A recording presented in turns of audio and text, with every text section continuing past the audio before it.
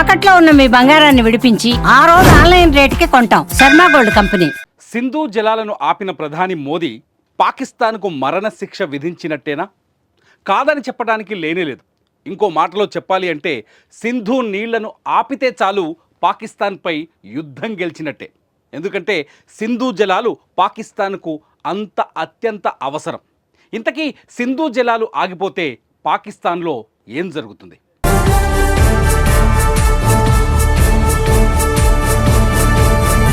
సింధు నది పాకిస్తాన్కి జీవనాడి వంటిది. ఎలాంటి ఆటంకం లేకుండా సింధు నదిలో నీరు పారితేనే పాకిస్తాన్ పచ్చగా ఉంటుంది. సింధు నదిలో నీరు ఆగిపోతే పాకిస్తాన్లో 80% వ్యవసాయం ఆగిపోతుంది. ఎందుకంటే పాకిస్తాన్లోని 80% వ్యవసాయం కేవలం సింధు నదిపైనే ఆధారపడి ఉంటుంది. అందుకే భారత్ సింధు నది జలాల ఒప్పందాన్ని రద్దు చేయడంతోనే పాకిస్తాన్ తమ గొంతును బలంగా వినిపించే ప్రయత్నం చేస్తోంది. పాక్ ప్రధాని, సైనికాధికారులు, చివరికి లష్కరే తొయ్బాను నడిపించే ఉగ్రవాది హఫీజ్ సయీద్ కూడా ఉక్కిరి బిక్కిరవుతున్నారు. ఒక్క మాటలో చెప్పాలి అంటే సింధు నది జలాలతో మోదీ పెట్టిన గురి పాకిస్తాన్కు ఉరి అనే చెప్పాలి.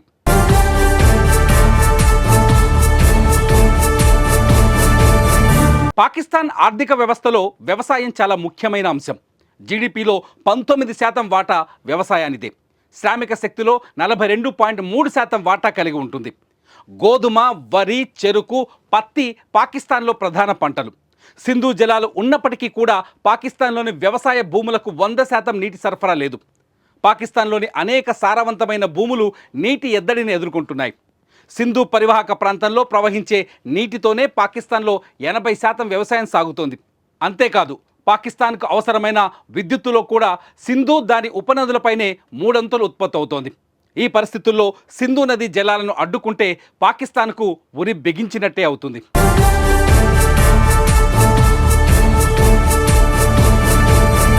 పంతొమ్మిది 1960లో ప్రపంచ బ్యాంకు నేతృత్వంలో కుదిరిన సింధు జలాల ఒప్పందం ప్రకారం సింధు పరివాహక ప్రాంతానికి తూర్పున ఉన్న సట్లెజ్, రావి, బియాస్ నదుల నీటిని భారత్ వాడుకోవాలి. అలాగే పశ్చిమాన ఉన్న సింధు, జీలం, చీనాబ్ నదీ జలాల్లో 80% నీటిని పాకిస్తాన్ వాడుకోవాలి. ఇప్పటికీ ఈ నదీ జలాల వినియోగంపై భారత్, పాకిస్తాన్ల మధ్య విభేదాలున్నాయి. భారత్ చేపట్టిన కొన్ని హైడల్ పవర్ ప్రాజెక్టులపై పాకిస్తాన్ తీవ్రమైన అభ్యంతరాలు వ్యక్తం చేస్తోంది. సో ఇప్పుడు గనక ఈ నదీ జలాలను పూర్తిగా భారత్ నిలుపుదల చేస్తే పాకిస్తాన్ పూర్తిగా ఆర్థిక ఇబ్బందుల్లోకి వెళ్తుంది.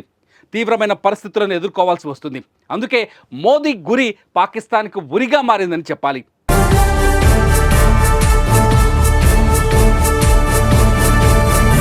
సింధు నది ఒప్పందం రద్దయితే భారత్కు ఆ నదీ జలాల వినియోగంపై పూర్తి స్వేచ్ఛ వస్తుంది.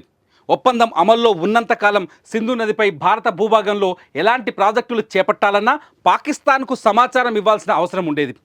ఇప్పటికే భారత్ చేపట్టిన హైడల్ పవర్ ప్రాజెక్టుపై పాకిస్తాన్ అభ్యంతరాలను వ్యక్తం చేస్తూ వచ్చింది. ఇప్పుడు ఈ ఒప్పందం రద్దయితే భారత్ ఇండస్ వాటర్ సోర్స్ పైన ఎలాంటి ప్రాజెక్టులనైనా నిర్మించుకునే వీలుంది.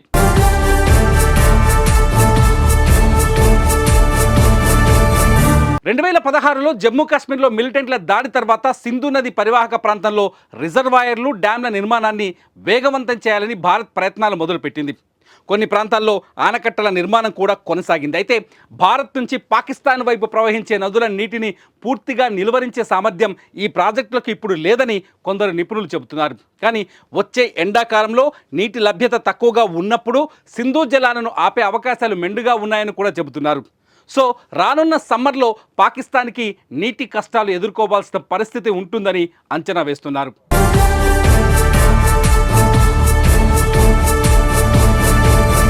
పాకిస్తాన్ ఆర్థిక భవిష్యత్తు సింధు నదితో ముడిపడి ఉంది. అంతేకాదు పాకిస్తాన్ వ్యవసాయ ఉత్పత్తుల్లో కూడా 90% సింధు నది ఒప్పందంతో ముడిపడి ఉన్నాయి.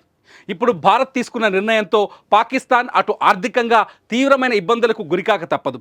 అంతేకాదు మోదీ తీసుకున్న నిర్ణయం పాకిస్తాన్పై యుద్ధం గెలిచిన దానితో సమానమనే చర్చ జరుగుతోంది.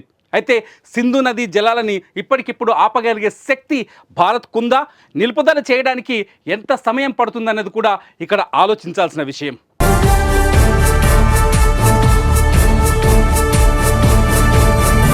ఏది ఏమైనా సింధు నది జలాల ఒప్పందం రద్దు భారత్, పాక్ల మధ్య ఉద్రిక్తతలకు కారణం అవ్వచ్చన్న చర్చ మాత్రం ప్రపంచ వేదికపైకి వెళ్ళిపోయింది. మరి భారత్ ఈ నిర్ణయంపై వెనక్కి తగ్గుతుందా లేదంటే కఠినంగా ఉంటుందా అన్నది ఇక్కడ ఆసక్తికర అంశం. భారత్ నిర్ణయం ఎలా ఉంటే బాగుంటుందో మీరు కూడా ఈ వీడియో కింద కామెంట్ చేయండి.